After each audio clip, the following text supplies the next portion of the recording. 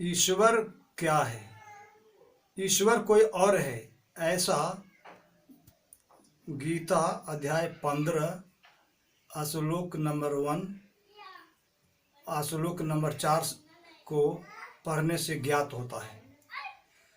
भगवान श्री कृष्ण चंद्र जी ने गीता अध्याय 15 श्लोक नंबर 1 में ऊर्ध्व मूल से संबोधन किया है, यानी ऊर्ध्व मूल शब्द का प्रयोग किया है। ऊर्ध्व में से ऊपर होता है, मूल में से जड़ होती है, यानी सबसे ऊपर, जो सबसे ऊपर श्रेष्ठ का वह परमात्मा है, जो उत्पत्ति का कारण है। जड़ से ही उत्पत्ति होती है, बिना जड़ की उत्पत्ति नहीं होती है। इस तरह से उस परमात्मा को उत्पत्ति का कारण मूल रूप में बतलाया गया है कि वह मूल है, अर्थात जड़ है। वह परमात्मा मूल है।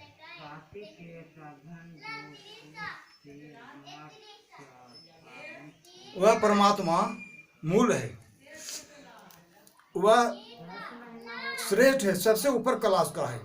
वही उत्पत्ति का कारण, वही उत्पन्न करता है। और उसी परमात्मा के लिए, उस ऊर्ध्व मूल के लिए आदि पुरुष शब्द का इस्तेमाल किए हैं भगवान श्री कृष्ण चंद्र अर्जुन जी से। वह परमात्मा आदि पुरुष है, आदि पुरुष नारायण है, ऐसा श्री कृष्ण चंद्र जी ने कहा गीता अध्याय 15 श्लोक नंबर 1 में।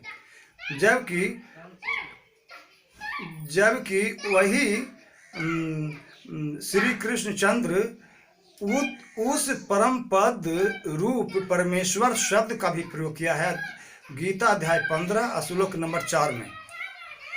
यहाँ उस शब्द का मतलब होता है दूसरा।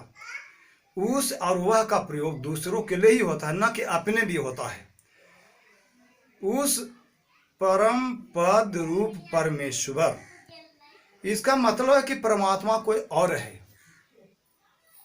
अगर अपने लिए वे करते तो मैं जरूर लगाते, मगर वे मैं नहीं लगाए हैं, उस लगा दिए हैं। उस परम पद रूप परमेश्वर, इस शब्द से भी ये सिद्ध होता है कि परमात्मा कोई और है, श्री कृष्ण नहीं।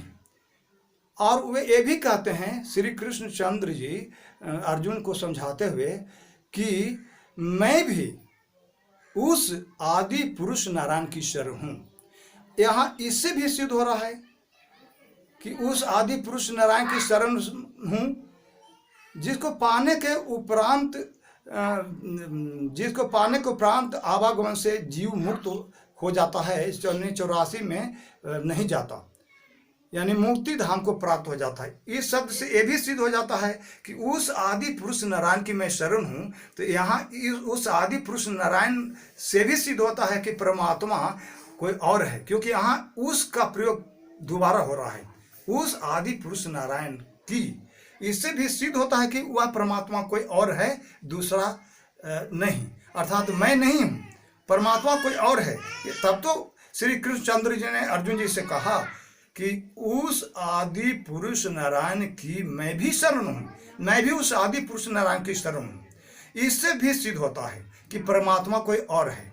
और गीता अध्याय 15 1 नंबर में भी ये सिद्ध होता है कि आदि पुरुष नारायण परम पुरुष परमात्मा को ही कहा जाता है, क्योंकि उसको जड़ बताया गया है। जड़ का मतलब उत्पन्न करने वाला, कारण, यानी कारण उत्पत्ति का वही है, यानी सभी जीवों को उत्पन्न करने वाला वही परमात्मा है, दूसरा नहीं। इसीलिए उसको ऊर्ध्व मूल से कहा गया है कि वह ऊर्ध्व मूल है, यानी सबसे ऊपर क्लास का है, जो उत्पन्न करने वाला है। इसीलिए उसको आदि पुरुष कहा गया है, आदि पुरुष नारायण भी कहा जाता है। इस तरह से परमात्मा कोई और है, इसके बारे में सिद्ध होता है, जैसा कि श्री कृष्ण चंद्र जी ने समझाया।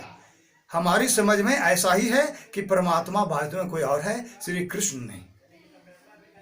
बंद कर दीजिए।